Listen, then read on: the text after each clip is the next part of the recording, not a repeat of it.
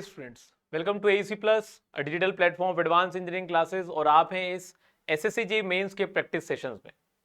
हम यहां पर क्वेश्चंस प्रैक्टिस कर रहे हैं which are of the GATE और एईसी लेवल और for the latest TCS pattern questions. और ऐसे ही क्वेश्चन एसएससी जेईई मेंस में एक्सपेक्ट किए जा सकते हैं।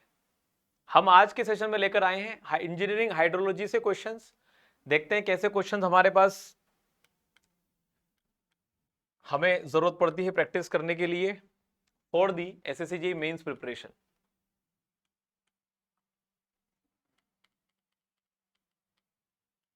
चलिए, so this is the lecture number 1 जहां पर हम बात कर रहे हैं प्रेसिपिटेशन और इन्फिल्ट्रेशन से रिलेटेड क्वेश्चंस के ऊपर। तो चलिए बात करते हैं। पहले वाले क्वेश्चन पर पूछा है regional hydrological cycle is shown in the figure.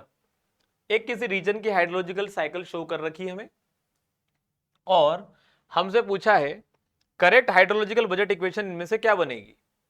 तो देखो, ये हमें पता होना चाहिए कि हम अलग अलग कंडीशन में इक्वेशन को थोड़ा बहुत फेरबदल कर सकते हैं डिपेंडिंग अपॉन क्या इनफ्लो है क्या आउटफ्लो है।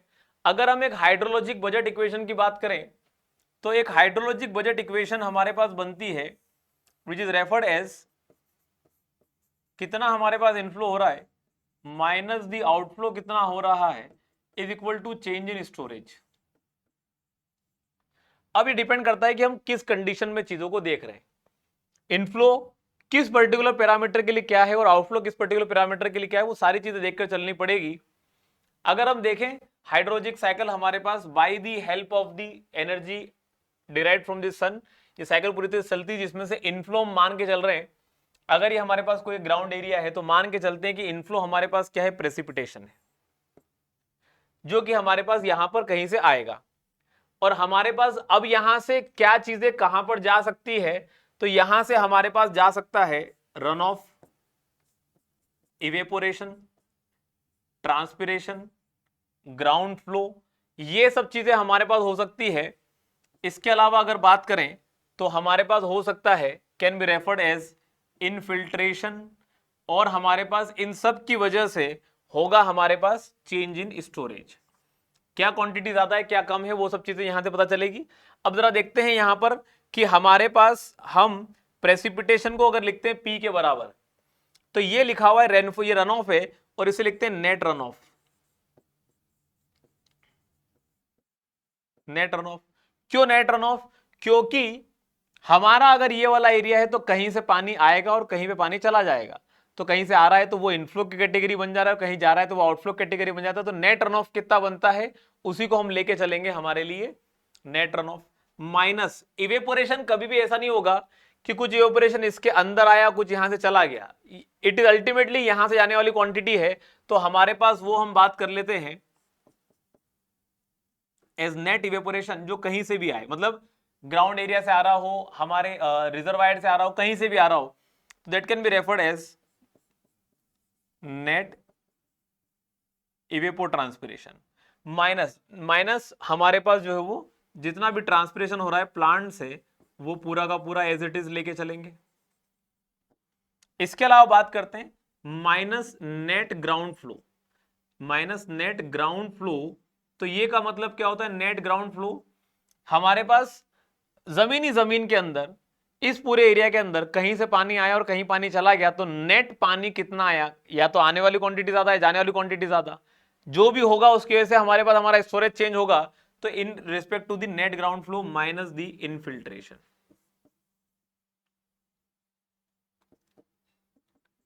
Is equal to delta storage. अब ये नेट रन ऑफ में अगर देखा जाए तो यहां पर पहले देख लो, कहीं पर आपके पास प्रेसिपिटेशन लिखा हुआ है, बिल्कुल लिखा हुआ है। यहां पर कहीं पर प्रेसिपिटेशन लिखा हुआ है, there is no parameter referred as precipitation here. यहां पर प्रेसिपिटेशन है, सब जगह है, इसको तो हम पहले ही क्या कर देते हैं, रूल आउट कर देते हैं। अब हमारे पास यहां पर देखो, आपके पास अलग अलग पैरामीटर्स दे रखे हैं, अलग अलग पैरामीटर्स दे रखे हैं, तो इसमें से प्रेसिपिटेशन तो पहले आ गया। नेट रन ऑफ, क्वांटिटी यहां से बाहर कितनी जा रही है और यहां पर आई कितनी, तो ये बाहर जाने वाली है आउटफ्लो, या अंदर आने वाली इनफ्लो। तो इनफ्लो का बन जाएगा माइनस साइन खोलते से प्लस, और ये बन जाएगा माइनस में, तो ये वाला टर्म भी सही लिखा हुआ है। हमारे पास इवेपोरेशन है, कहां से? हमारे पास फ्रॉम दी हमारे पास सरफेस और फ्रॉम ग्राउंड, तो दोनों जगह से हम लेके चल रहे हैं, तो दोनों जगह से हमारे पास क्वांटिटी कैसे होनी चाहिए, हमारी जगह से जाने वाली क्वांटिटी, इसका मतलब क्या हो गया, दोनों ही टर्म नेगेटिव होनी चाहिए, ये भी सही लिखा हुआ है। अगेन ट्रांसपिरेशन, दोनों ही क्वांटिटी नेगेटिव होनी चाहिए, ये भी सही लिखा हुआ है। जब हम ग्राउंड फ्लो की बात करें, नेट ग्राउंड फ्लो, कहीं से आ रहा है कहीं जा रहा है, जाने वाली क्वांटिटी है तो आउटफ्लो मतलब नेगेटिव होना चाहिए, आने वाली है तो पॉजिटिव होना चाहिए। तो G1 should be positive, G2 should be negative, तो G1 पॉजिटिव बनेगा ब्रैकेट खोलने पर, G2 नेगेटिव बनेगा, ये भी सही लिखा हुआ है।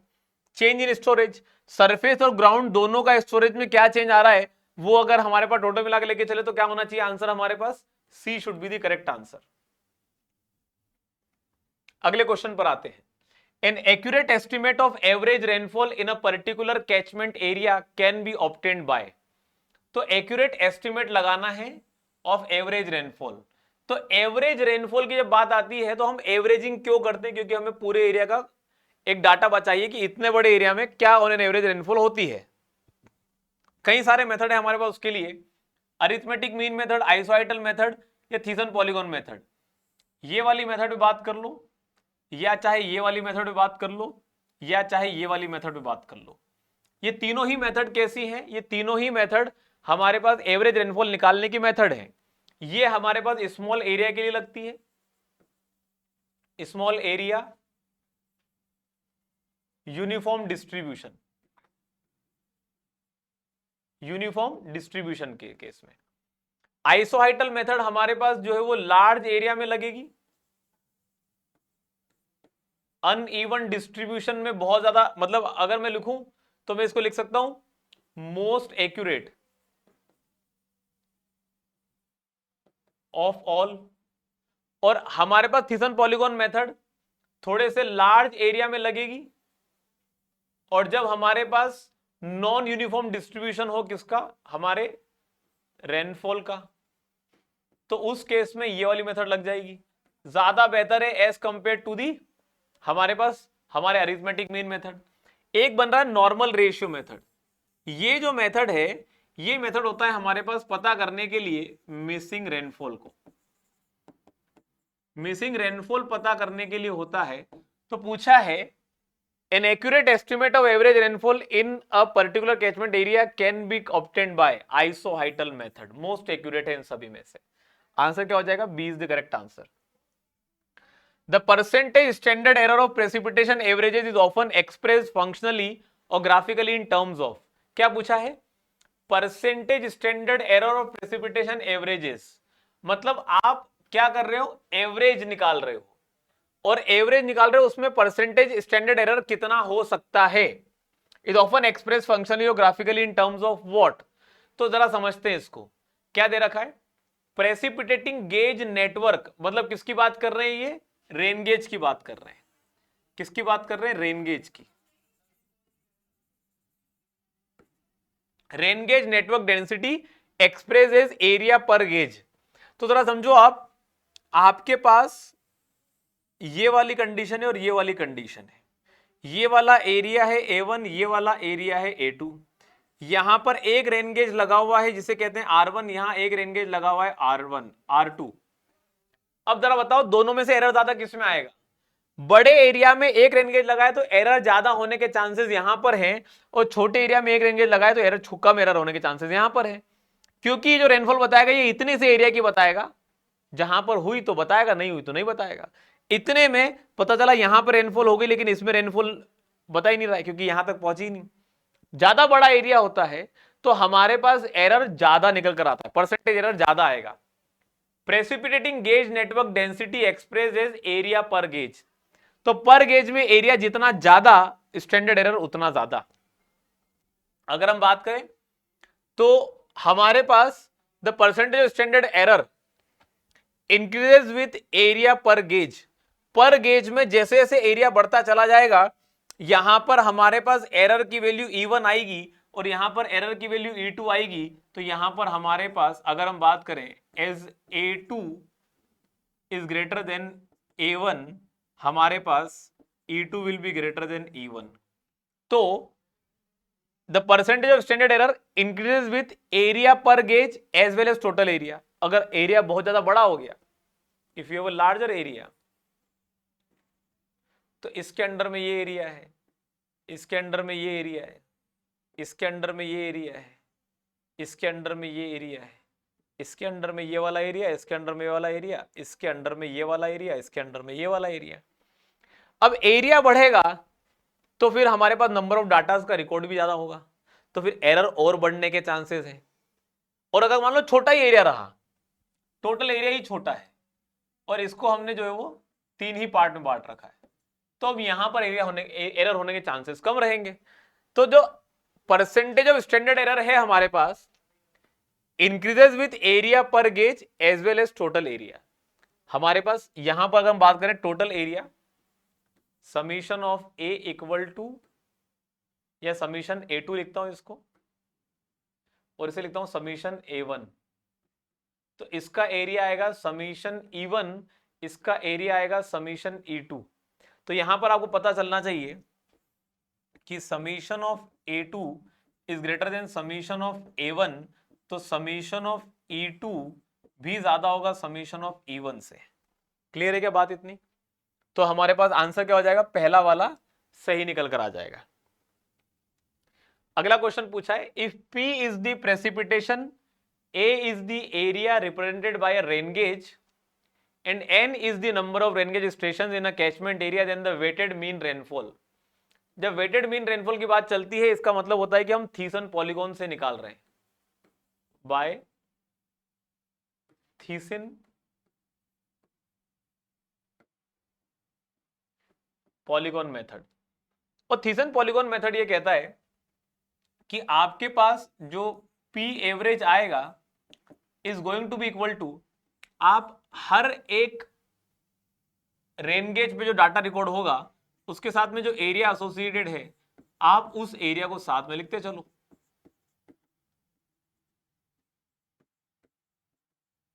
Whole divided by total area. तो यहां पर हमारे पास इसे लिखने का तरीका बन सकता है क्या, summation of P I into A I divided by summation of A. तो हमारे पास जो एवरेज निकल कर आएगा वो क्या बनेगा हमारे पास, summation of A into P, summation of A into P into summation A. Answer क्या हो जाएगा, C is going to be the correct answer. Clear है बात इतनी? चलिए आगे बढ़ते हैं। अगला क्वेश्चन है, depth area duration curve would seem to resemble. क्या मतलब होता है डेप्थ एरिया ड्यूरेशन कर्व का, या फिर हमारे पास कैसा दिखाई पड़ेगा? तो डेप्थ एरिया ड्यूरेशन कर्व हमारे पास 3 पैरामीटर को एक साथ लेकर चला जाता है, जहां पर हम बात करते हैं एरिया की, जहां पर हम बात करते हैं यहां पर डेप्थ ऑफ रेनफॉल की, और हम यहां पर बात करते हैं टाइम पीरियड की, टाइम की। तो हमारे पास यहां पर जैसे जैसे एरिया बढ़ेगा 10, 100, 1000, और जैसे जैसे डेप्थ ऑफ रेनफॉल बढ़ेगी 10,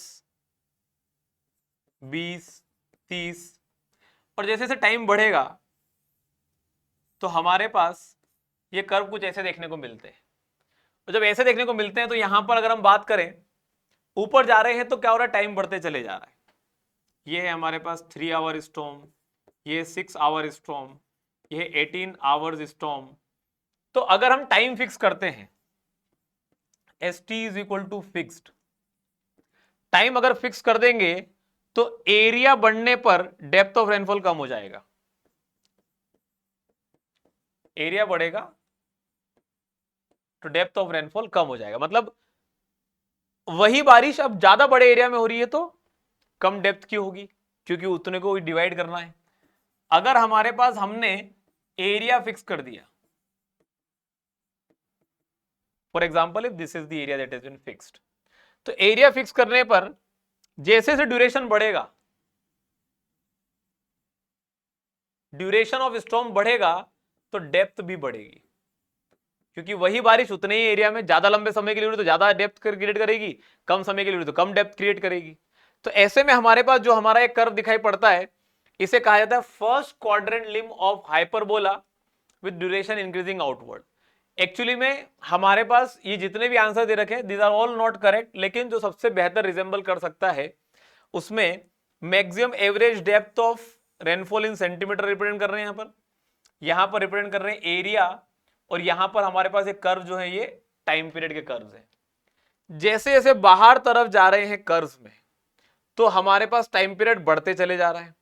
और ये जो कर्व दिखाई दे रहे हैं, this curves are concave, concave downward. तो यहां पर जैसे लिखा है arcs of circle concave upward, upward तो नहीं है ये, पहली बात तो ये तो गलत हो गया। और सर्कल के आर्क तो पहली बात है ही नहीं है, हमारे पास ये सर्कुलर आर्क नहीं है। First quadrant limb of hyperbola, third quadrant limbs of hyperbola, first quadrant limbs of hyperbola. Considering it to be first quadrant limbs of hyperbola, duration increasing outward, जैसे जैसे बाहर तरफ जा रहे हैं ड्यूरेशन बढ़ रही है। ड्यूरेशन डिक्रीजिंग आउटवर्ड, क्या ऊपर जाते हुए ड्यूरेशन कम हो रही है? नहीं, तो ये गलत हो जाएगा। और हमारे पास ड्यूरेशन डिक्रीजिंग आउटवर्ड, तो ड्यूरेशन क्या बाहर तरफ डिक्रीज हो रही है? ये भी नहीं होगा हमारे पास। Only first one is going to be correct. क्या आंसर हो जाएगा? B is the correct answer. Clear है बात इतनी? चलिए अगला सवाल है, in a watershed 4 rain gauges 1 2 3 4 are installed, the depth of normal annual rainfall at this station are 60 75 80 100। The rain gauges at station 3 went out of order during a particular year. The annual rainfall for that year recorded at the remaining 3 station was 90 60 70. The rainfall at station 3 can be considered as what? ये है data, ये है हमारे पास question estimation of missing rainfall का। तो पहले check करना पड़ता है कि किसका डाटा मिसिंग है। Third went out of order, station 3 went out of order, और स्टेशन 3 का नॉर्मल प्रेसिपिटेशन वैल्यू है 80। तो हमारे पास C is out of order, मतलब 3 is out of order and n of 3 is equal to 80 centimetre. अब हमें चेक करना है कि हमारा जो डाटा है नॉर्मल एनुअल रेनफॉल का, क्या वो हमारे इस 80 के 10% कम और 10% ज्यादा की रेंज के अंदर ही लाया करता है क्या?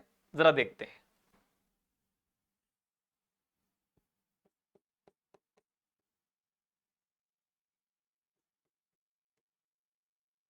तो ये बनेगा हमारे पास, और ये बनेगा हमारे पास 72 सेंटीमीटर। हम यहां पर लिखते हैं एज 60, और क्या 72 से लेके 88 के बीच में 75 लाया करता है? बिल्कुल लाया करता है।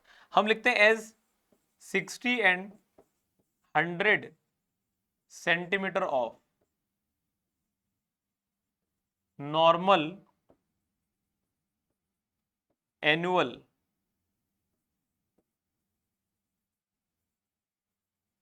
precipitation data is out from 10%। तो हम जो मिसिंग रेनफॉल है वो निकालने के लिए क्या तरीका अपनाएंगे? Is going to be equal to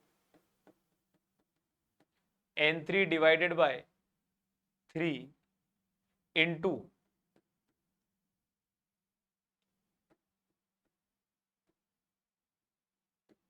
P1 by N1 plus P2 by N2 plus P4 bye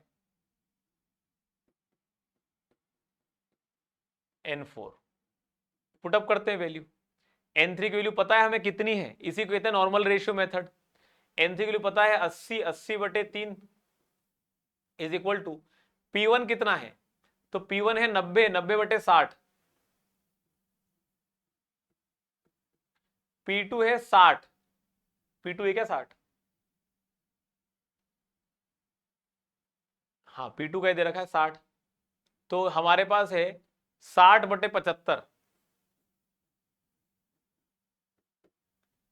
plus ये जो डाटा है ये हमारे पास 4th स्टेशन का है, और ये है 100, तो 70/100।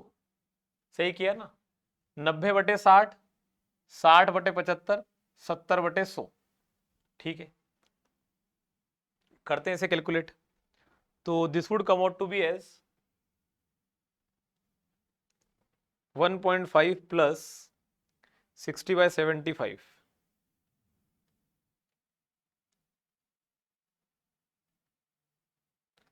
प्लस 0.7, 3 इंटू 3, 9 डिवाइड बाई 80, ये आ रहा कितना? 80 centimetre. So we are getting the answer is 80 centimetre. जो मिसिंग रेनफॉल है वो खुद 80 सेंटीमीटर के बराबर निकल आ रही है। आंसर क्या हो जाएगा? C is going to be the correct answer. अगला सवाल पूछा है, लिस्ट 1 को लिस्ट 2 के साथ मैच करवाना है, और लिस्ट 1 को लिस्ट 2 के साथ मैच करवाना है। लिस्ट 1 में हाइड्रोलॉजिकल टर्म्स दे रखे हैं और लिस्ट 2 में उनका नेचर ऑफ कर्व और रिलेशनशिप दे रखा है। थीसन पॉलीगॉन की बात है, मास कर्व ऑफ रेनफॉल की बात है, हाइटोग्राफ की बात है, डीएडी कर्व की बात है।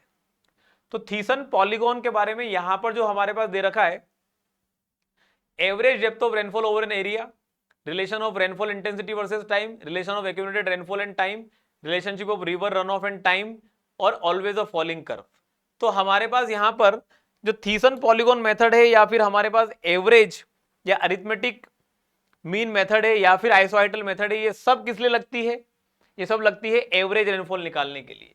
तो एवरेज डेप्थ ऑफ रेनफॉल और एरिया निकालने के लिए हमारे पास पहले वाले के लिए क्या आंसर हो जाएगा? 1 is going to be the correct answer. तो सी और डी तो गलत हो गए। अब बात करते हैं मास कर्व ऑफ रेनफॉल। एक होता है मास कर्व ऑफ रेनफॉल, एक होता है double mass curve of rainfall.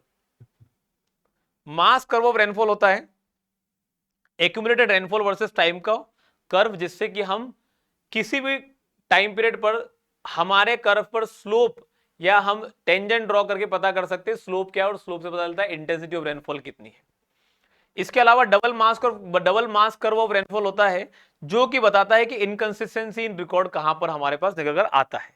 तो ऐसे में हमारे पास अगर हम बात करें, हमारा जो मास कर्व ऑफ रेनफॉल है, इसका सही आंसर होना चाहिए relationship of accumulated rainfall versus time का कर्व है।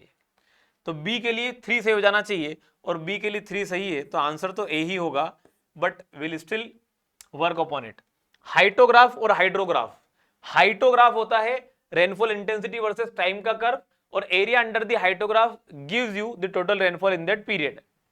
और ऐसे में आपके पास हाइड्रोग्राफ होता है which is basically a run of. हमारे पास जो भी रन ऑफ होता है, उस रन ऑफ, जो रन ऑफ हमारे पास आता है, उस रन ऑफ से जो हमारे स्ट्रीम में डिस्चार्ज आता है, उस डिस्चार्ज वर्सेस टाइम का जो कर्व होता है, उसे हाइड्रोग्राफ कहते हैं। तो यहां पर हाइटोग्राफ का आंसर बनना चाहिए क्या? Relation of rainfall intensity versus time. Answer होना चाहिए सी के लिए 2। सी के लिए 2 ऑलरेडी है। DAD curve, depth area duration curve, जो भी आपने पिछले क्वेश्चन में देखा, this are the concave downward curve, हमेशा क्या कहलाते हैं? Always a falling curve. तो relationship of river runoff and time, ये मतलब ही नहीं होता। आंसर क्या हो जाएगा? Depth and area, depth area duration relation का आंसर क्या हो जाएगा? 5। तो डी हमारे पास जो है वो 5th का रिलेट करता है। आंसर क्या होना चाहिए? A should be the correct answer. अगला सवाल पूछा है, टाइप्स ऑफ प्रेसिपिटेशन की बात चल रही है और उनका प्रिंसिपल कॉज पूछा है। तो देखो ये समझो कि आपके पास ये जितने भी तरह के हमारे पास रेनफॉल क्रिएट होती है, एटमॉस्फेरिक डिस्टरबेंस की वजह से जो भी रेनफॉल क्रिएट होगा, उसे हम क्या कहते हैं? उसे हम स्टॉर्म कहते हैं। We call it as storm. Mountain barrier की वजह से अगर कोई रेनफॉल होती है, तो उसे हम कहते हैं ओरोग्राफिक, जिसमें कि हमारे पास 2 एरिया बनते हैं, एक बनता है विंडवर्ड और एक बनता है लीवर्ड।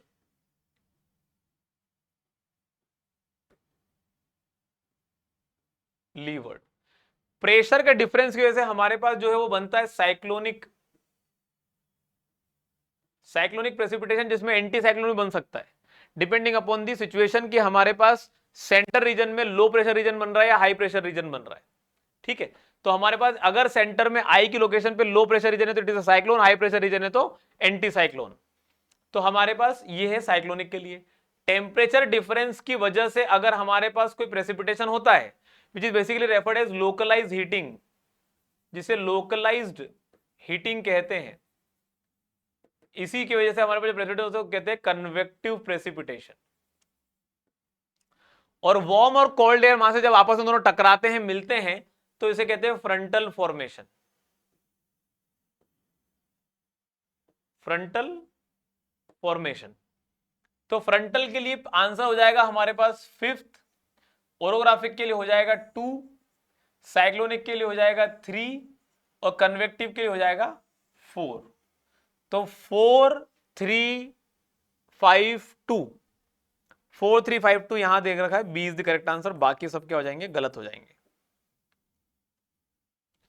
अगला सवाल पूछा है the area between the two isohyets 45 centimetre and 55 centimetre is 100 kilometre square and that between 55 and 65 centimetre is 150 kilometre square. What is the average depth of annual precipitation over the basin of 250 kilometre square. आपके पास कोई area दे रखा है और वहां पर आपके पास कोई ऐसे आइसोहाइट है, ये है 45 सेंटीमीटर का, ये है 55 सेंटीमीटर का और ये है 65 सेंटीमीटर का। इन दोनों के बीच में एरिया है A1 जो कि है आपके पास 100 किलोमीटर स्क्वायर का, और इन दोनों के बीच में है आपके पास एरिया 150 किलोमीटर स्क्वायर का। पूछा है एवरेज डेप्थ ऑफ रेनफॉल क्या होगा।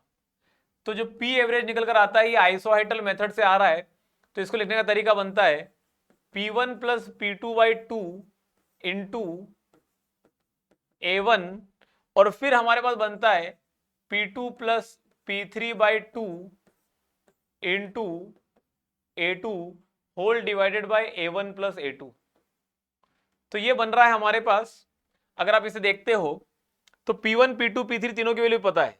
If you write it down 45 plus 55/2 into A1 is given to you as 100 और साथ में आपके पास यहां पर 55 plus 65 divided by 2 into 150 whole divided by 250। इनका यूनिट है सेंटीमीटर में, इसका यूनिट है किलोमीटर स्क्वायर में। Centimetre kilometre square kilometre square, kilometre square ऊपर से कॉमन लेके नीचे से काट दिया, आंसर आएगा सेंटीमीटर में। और ये हमारे पास बनेगा तो 55 और 45 बनेगा 100, तो 100/2 50, 50 इंटू 100 5000 के बराबर। और ये बनेगा 55 और 65, तो हमारे पास बनेगा 120/2 60 और 120/2 60 और 60 इंटू 150 बनेगा ये हमारे पास कितना 9000। तो 9000 और 5000 बनता है 14000। तो 14000 डिवाइडेड बाय 250 सेंटीमीटर के बराबर ये इससे गया। अब अगर आप इसको कैलकुलेट भी करते हो तो ये बनेगा हमारे पास कितना आंसर आ जाएगा इसका, अभी कर लेते हैं calculate. 1400 divide by 25, 56 is coming out to be the correct answer. Answer आ रहा है C is the correct answer. अगला क्वेश्चन पूछा है कि इनमें से कौन सा स्टेटमेंट सही है। 3 स्टेटमेंट नहीं 4 स्टेटमेंट दे रखे हैं और पूछा कौन सा सही है। पहला पढ़ते हैं, a fine sprinkle of precipitation of small and rather uniform water drops with all drop diameter below 0.1 mm is called drizzle. ये गलत लिखा हुआ है। ड्रिजल के लिए जो साइज है वो होना चाहिए हमारे पास 0.5 mm से छोटा, और हमारे पास and rate 1 mm per hour. तो ये हमारे पास कहलाता है ड्रिजल। अगर हम बात करें तो पहला स्टेटमेंट हो गया गलत। दूसरा पूछा है precipitation of liquid water with every drop diameter less than 0.5, गलत लिखा है। ये होना चाहिए 0.5 से 6 mm के बीच में, इज नॉन एज रेन, तो ये गलत हो गया। Precipitation in the form of balls और irregular lumps of ice each over 5 mm in diameter is called hail, ये परफेक्ट एकदम सही लिखा हुआ है। Dew is form directly by condensation on the ground mainly during night when the surface has been cooled by outgoing radiation. Simple सी बात है, किसी शीशे के ऊपर आप जो है वो मुंह से भाप छोड़ो, वहां पर जो आपके पास अब जमेगा वो क्या कहला रहा है आपके पास, ड्यू। सेम ऐसा ही हमारे पास हमारे बाहर रात को हमने गाड़ी खड़ी करी है, बाहर गाड़ी के ऊपर हमारे पास बहुत सारी ओस जमी हुई है, that is what basically indicated here is. तो ये हमारे पास जो पानी एटमॉस्फेयर में जो कोल्ड हमारे पास जो कह सकते हैं कि जो भी वेपर्स रहे होंगे वो सब किसी सरफेस से चिपकते हैं और फिर वो कूल डाउन हो जाते हैं, तो फिर वो हमारे पास जो है वो ड्यू ड्रॉपलेट्स के फॉर्म में कन्वर्ट हो जाते हैं। तो ये बात हमारे पास बिल्कुल सही लिखी है। तो 3 and 4 आर करेक्ट, आंसर क्या हो जाएगा, C is going to be the correct answer. अगला सवाल पूछा है, a mean annual runoff 2 metre cube per second from a catchment of area 10 kilometre square represents an effective rainfall of nearly. तो यार ये जो है ना, ये दे रखा है डिस्चार्ज और ये दे रखा है एरिया। अब देखो डिस्चार्ज और एरिया से हम क्या कर सकते हैं, सोचने की जरूरत ये है। हमें पूछा गया है अ मीन एनुअल रेन नहीं रन, तो एनुअल रन की बात चल रही है और रेट ये है। तो हम निकाल सकते हैं, अगर हमें रेनफॉल की डेप्थ चाहिए तो ये बनेगा volume of rain divided by area of catchment.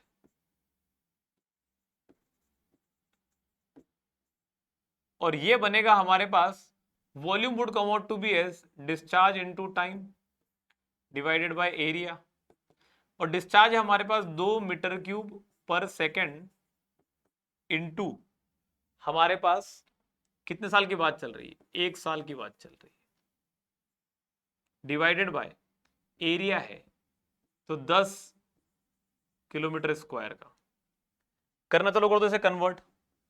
2 metre cube लिखा है, 1 साल लिखा है ना, 1 साल में होते हैं 365 दिन, एक दिन में होते हैं 24 घंटे, 1 घंटे में होते हैं 60 मिनट और 1 मिनट में होते हैं 60 सेकेंड।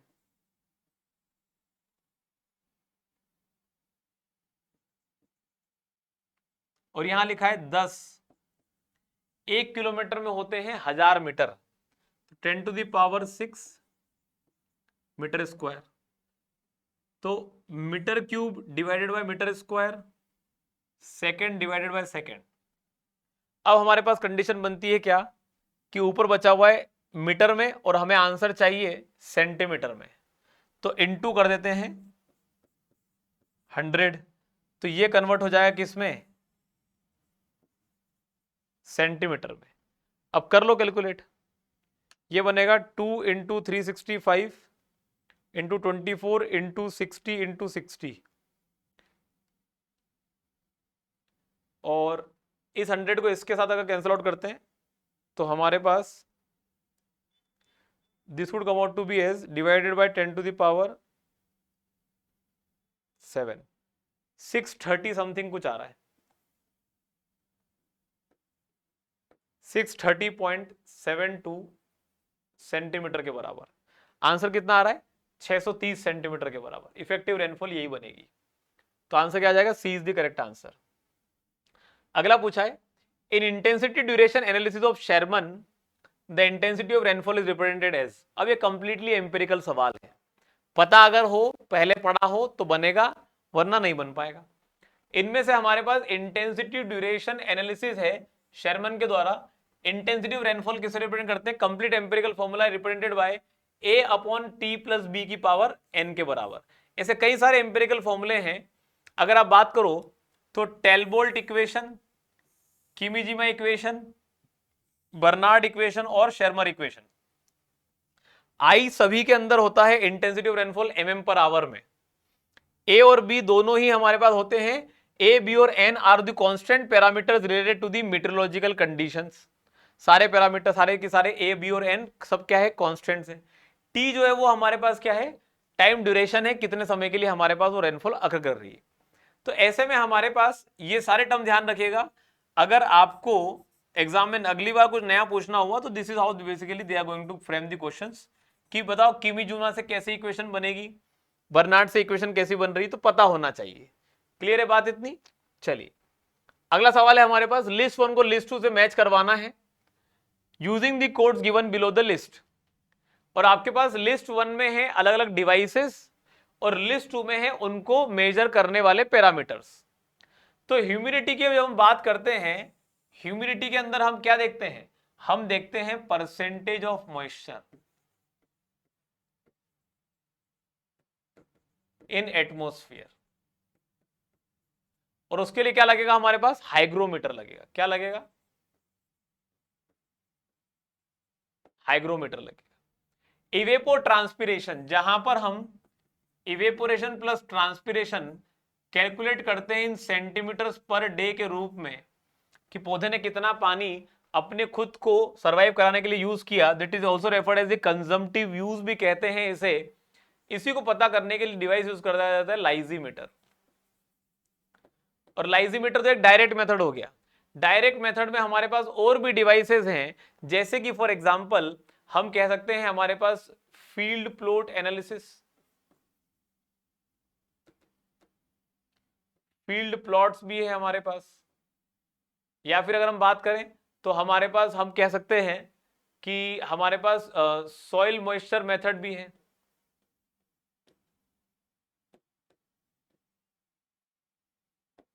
इसके अलावा कुछ इनडायरेक्ट मेथड है इवेपोट्रांसपिरेशन को पता करने के लिए, रेफर्ड एज ब्लेनिक-लीडर इक्वेशन, पेनमैन्स इक्वेशन। हमारे पास ये जितने भी हैं हार्ग्यूस क्लास पेन इक्वेशन, वो सब क्या है, इवेपोट्रांसपिरेशन को पता लगाने की इनडायरेक्ट मेथड है। इनफिल्ट्रेशन पता लगाने के लिए या तो आप ले आओ रिंग इनफिल्ट्रोमीटर, रिंग इनफिल्ट्रोमीटर ले आओ, या फिर आप ले आओ रेन साइमुलेटर, ठीक है, या फिर ले आओ रेन साइमुलेटर। तो इन दोनों तरीके से इनफिल्ट्रेशन पता की जा सकती है। विंड स्पीड को पता करने के लिए we basically use the device referred as anemometer, जो कि लोकल विंड स्पीड पता लगाता है एट सर्टेन हाइट। तो हमारे पास यहां पर रेन साइमुलेटर रिलेट करेगा किसके साथ, 3 के साथ, एनीमोमीटर रिलेट करेगा किसके साथ, 4 के साथ, लाइजीमीटर रिलेट करेगा 2 के साथ, और हाइग्रोमीटर 1 के साथ। तो 4 3 2 1, 4 3 2 1 कहीं दिखाई दे रहा है? Yes, C is the correct answer. अगला सवाल पूछा है, एक हमारे पास 3 आवर का स्टॉर्म है on a small drainage basin produced rainfall intensity of 3.5 centimetre प्रति घंटे, 4.2 सेंटीमीटर प्रति आवर और 2.9 सेंटीमीटर पर आवर। मैंने तीनों तरीके से बोल दिया। इन सक्सेसिव आवर्स अगर सरफेस रन ऑफ स्टॉर्म के से 3 सेंटीमीटर का मिलता है, then the value of phi index will be. हमारे पास यहां पर पहले क्या सोच के चलना पड़ता है, first W index, then get idea, फिर निकालते हैं फाई इंडेक्स।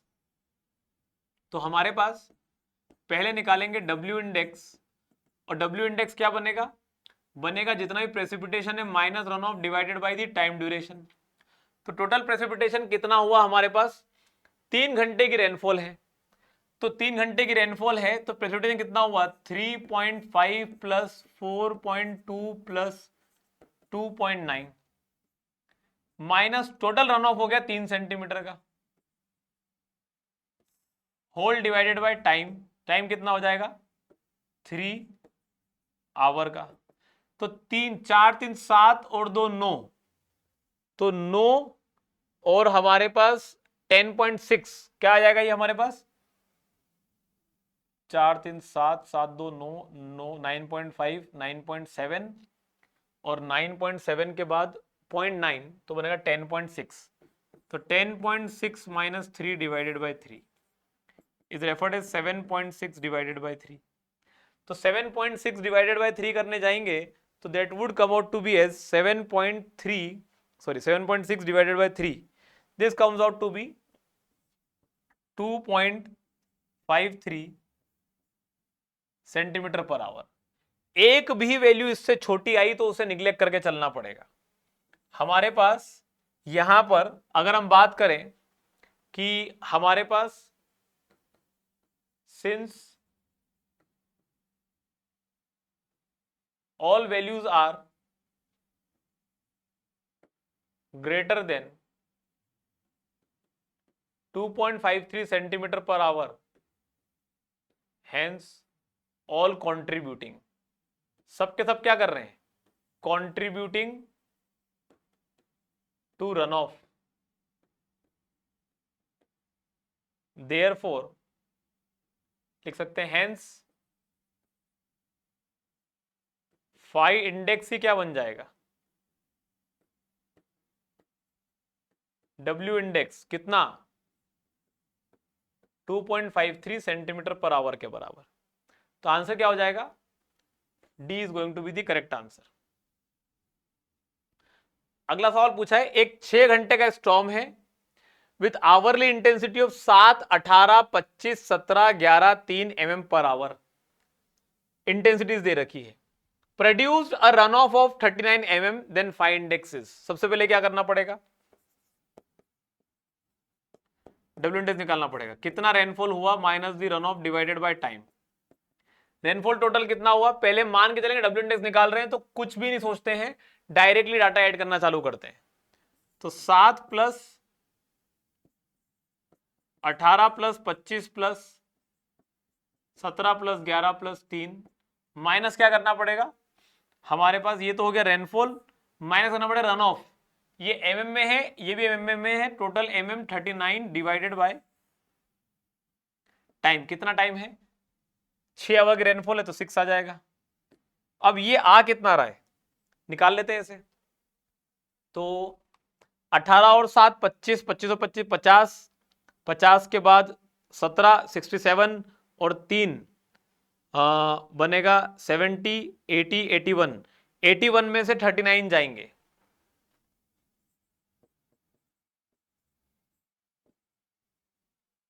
तो 81 माइनस 39, अच्छा ये तो डायरेक्ट आ गया, is equal to 42/6 equal to 7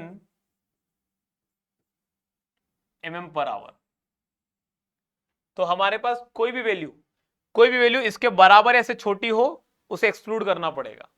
तो हमारे पास any value less than equal to W index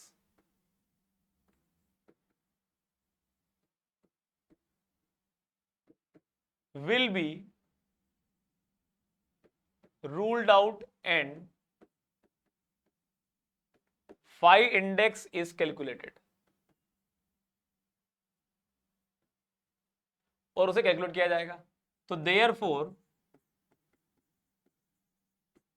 phi index बनेगा, ये वाली हटानी पड़ेगी और ये वाली हटानी पड़ेगी, बाकी सब तो 7 से ज्यादा है। तो 18 plus 25 plus 17 plus 11 minus 39 whole divided bye.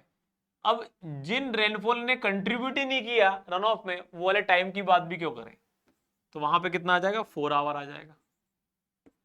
तो कितना गया, 10 गया। अब 81 में से हमें 39 माइनस कर रहे थे, 10 गया तो क्या बनेगा, 71 माइनस 39 डिवाइडेड बाय 4, तो ये बनेगा 32 divided by 4 is equal to 8 mm per hour. क्या कोई भी वैल्यू 8 mm पर आवर से छोटी है अब नहीं है, तो यही क्या हो जाएगा हमारा final phi index which is going to be equal to how much, 8 mm per hour. C हमारा सही आंसर हो जाएगा। अगला सवाल पूछा है, पेनमैन इक्वेशन है जो है हमारे पास इवेपोट्रांसपिरेशन की, वो किस पर बेस्ड है। So just remember it directly कि ये हमारे पास एनर्जी बैलेंस और मास ट्रांसफर अप्रोच दोनों पर डिपेंड करती है। किस पर डिपेंड करती है, एनर्जी बैलेंस और मास ट्रांसफर अप्रोच पर। ठीक है, if you talk about the different method, तो इनमें से हर एक मेथड का अपना अपना एक अप्रोच है। ये एनर्जी बैलेंस और मास ट्रांसफर अप्रोच दोनों पर डिपेंड करती है। अगले पे बढ़ते हैं, क्वेश्चन में आंसर दे रखा है, ठीक है। A 6 hour storm with hourly intensity of 7, 18, 25, 12, 10, 3 per hour produce a runoff of 33 mm, then find indexes। सबसे पहले क्या करेंगे, W इंडेक्स निकालेंगे। क्या बनेगा W index, 7 plus 18 plus 25 plus 12 plus 10 plus 3 minus क्या करेंगे 33 mm whole divided by time कितना है, 6 आवर का स्टॉर्म है, तो 6, 7 और 18 25 25 50 50 60 70 और 75, तो 75 माइनस 33/6, तो 70 में से गए 30, तो 40 और ये बनेगा 42, तो 42 divided by 6 comes out to be 7 mm per hour. जो भी वैल्यू 7 या 7 से छोटी हो उसे गायब करना पड़ेगा। ये छोटी है और ये छोटी, गायब करना पड़ेगा। तो हमारे पास अब हम बात करते हैं नाउ पाई इंडेक्स क्या बनेगा, वो दोनों वैल्यू हटानी पड़ेगी, तो बनेगा अब 18 प्लस 25 प्लस 12 प्लस 10, माइनस रहेगा तो उतना ही 33 में रन ऑफ तो वही रहेगा, बटे क्या बचेगा 4। तो आपने 75 में से 10 हटा दिया, बचा कितना 65, 65 माइनस 33 डिवाइडेड बाय 4। 60 में से या फिर 63 में से 33 जाएंगे, बचेंगे 30, दो एक्स्ट्रा है बचेंगे 32, तो 32 बटे 4 क्या बन रहा है 8 mm पर आवर। क्या कोई भी वैल्यू 8 mm पर आवर से छोटी है, एक भी नहीं है, तो सब कंट्रीब्यूट करेंगे, आंसर यही होगा फाइनल, क्या बनेगा 8 mm per our. This is the final answer.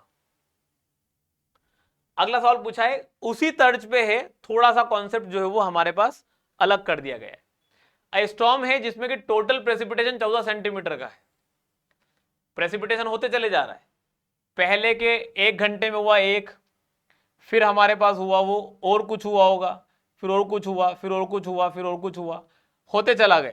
यहां पर हमारे पास इंक्रीमेंटल रेनफॉल दे रखा है, क्या दे रखा है इंक्रीमेंटल रेनफॉल दे रखा है। टोटल मिला के देखना है कितना हो रहा है, 1 3 3 2 5 5.8 और 8.8 और 3 मतलब 0.3, तो 9.1 और 2 हमारे पास 11.1 11.6 11.6 और 0.6 बनेगा 12.2 12.2 और 0.8 13 और ये 1 14, तो टोटल रेनफॉल कितनी हो गई हमारे पास, this is coming out to be 14 centimetre.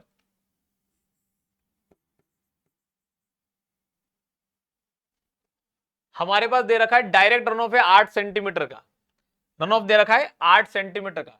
The time distribution of the storm is as shown in the table below. ठीक है, तो हमारे पास यहां पर सबसे पहले क्या निकालेंगे, डब्ल्यू इंडेक्स निकालेंगे। तो टोटल रेनफॉल कितनी हुई 14 सेंटीमीटर प्रेसिपिटेशन है, तो 14 minus 8 divided by runoff दे रखा है 8 सेंटीमीटर का, 14 minus 8 divided by rainfall duration कितना है 7 आवर्स का है,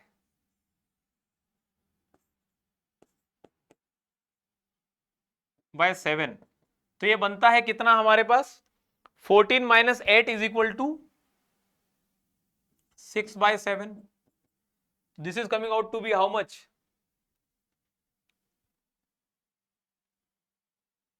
0.85,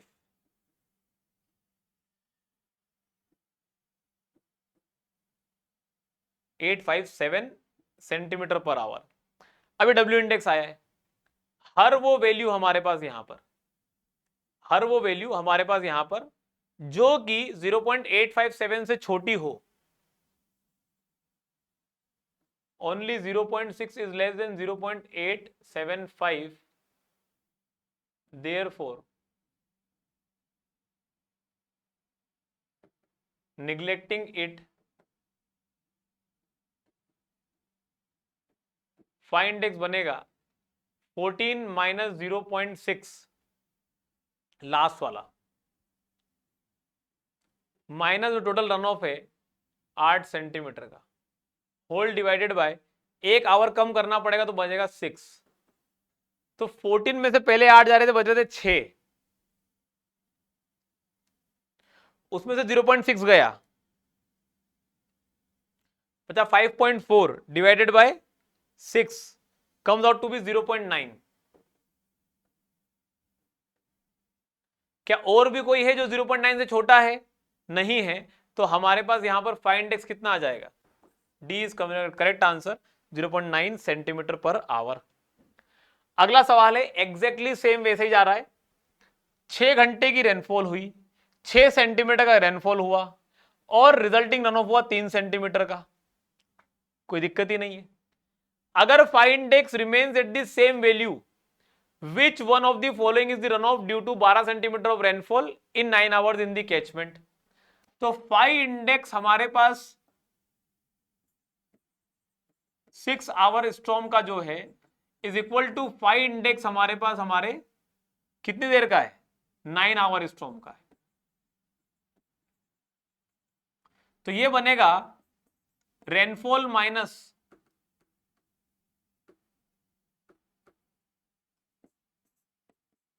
run of divided by time is equal to rainfall minus runoff divided by time.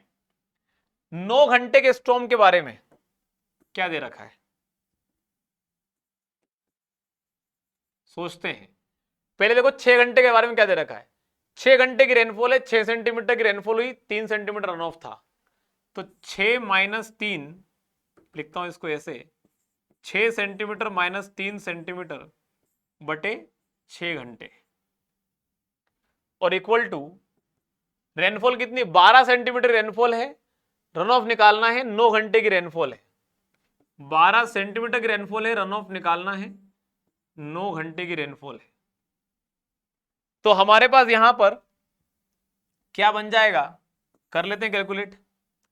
6 minus 3, 3 बटे 6 0.5, 9 आ जाएगा, बचेगा 4.5। तो 4.5 हमारे पास centimetre is equal to 12 centimetre minus are.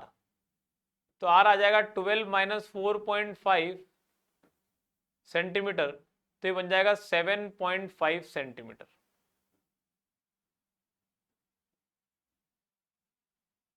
और आंसर भी दे रखा है, हम सब क्या है, C is the correct answer.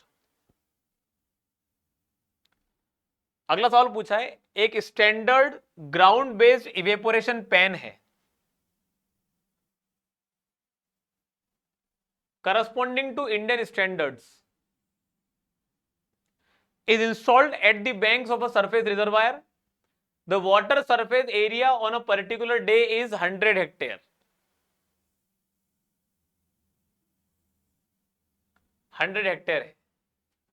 The recorded evaporation loss from the pan on a certain day is nearly 4 centimetre.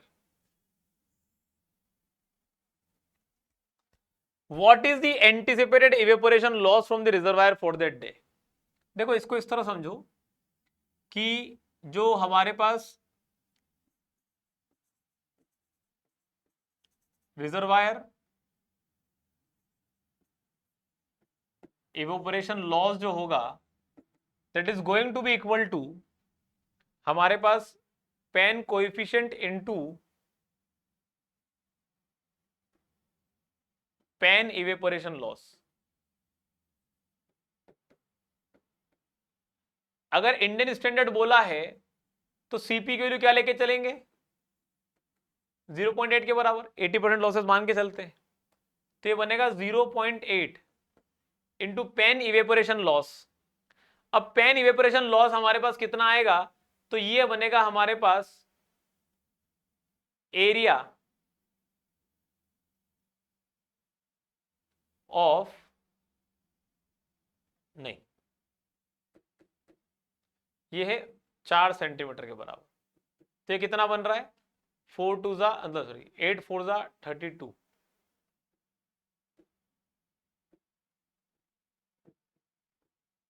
तो यार 3.2 सेंटीमीटर। अब बात आ रही है हमारे पास volume of evaporation loss.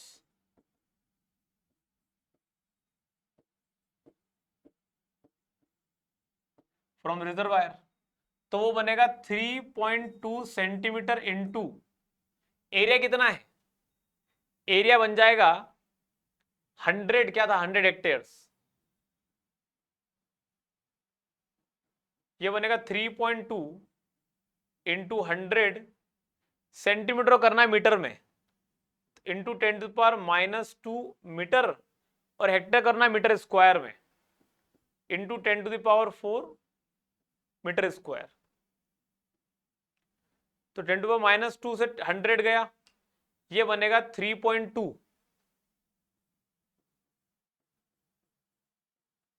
Into 10⁻⁴ metre cube. कहीं पे आंसर है 1.8 से 2, 2.5 से 2.75, 3.2 से 3 से 3.25, और ये तो रेंज तो यहीं पर लाई कर रही है, और इंटू 10⁻⁴ मीटर क्यूब ये भी लाई कर रहा है पर डे। यहां पर डे पूछा है कि हाँ पर डे की बात चल रही है। आंसर क्या हो जाएगा, C is going to be the correct answer. चलिए so my dear students, that was all for today. आशा करता हूं काफी कुछ चीजें सीखने को मिली होगी और इस सेशन को यहीं पर समाप्त करते हैं। मिलते हैं आपसे अगले लेक्चर में। Till then good bye.